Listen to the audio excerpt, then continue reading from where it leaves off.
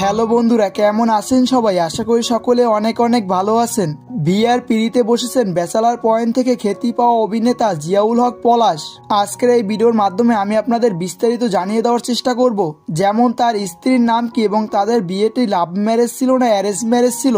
আর জিয়াউল হক পলাশের যে বিয়ে হয়েছে এটি স্বয়ং নিশ্চিত করেছেন তিনি নিজেই তার একটি ফেসবুক পোস্টের মাধ্যমে। ফেসবুক পোস্টে তিনি লিখেছেন, জীবনের নতুন অধ্যায়, এক অন্যরকম অভিজ্ঞতা।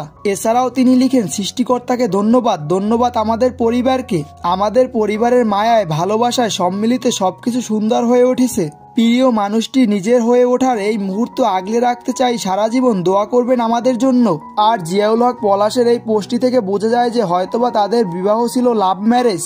আর জিয়াউল হক পলাশের বিয়ে নিয়ে জনপ্রিয় পরিচালক কাজল আরিফিন অমিও ফেসবুকে একটি পোস্ট করেছেন। তিনি ফেসবুক পোস্টে লেখেন, আমাদের আপনাদের সবার প্রিয় জিয়াউল হক পলাশ।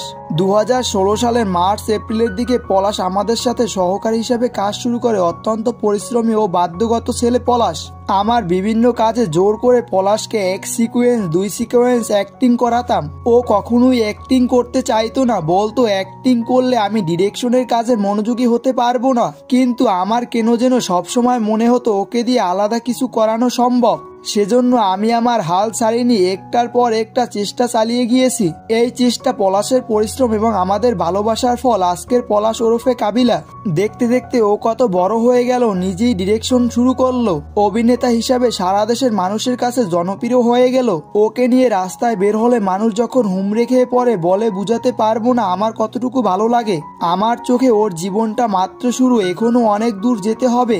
আমি পলাশকে শুধু আমাদের দেশে নয় সারা বিশ্বে জনপ্রিয় অভিনেতা হিসাবে দেখতে চাই। আর এই ছেলেটা তার নতুন জীবনে পা রেখেছে, ওর জন্য অনেক দোয়া ও ভালোবাসা। সম্প্রতি পলাশ ও আমাদের লক্ষ্মী নাসিফা, তাদের পরিবার ও আমাদের পরিবারের সবার সম্মিলিত ঘরোয়া পরিবেশে বিয়ে সম্পূর্ণ হয়েছে।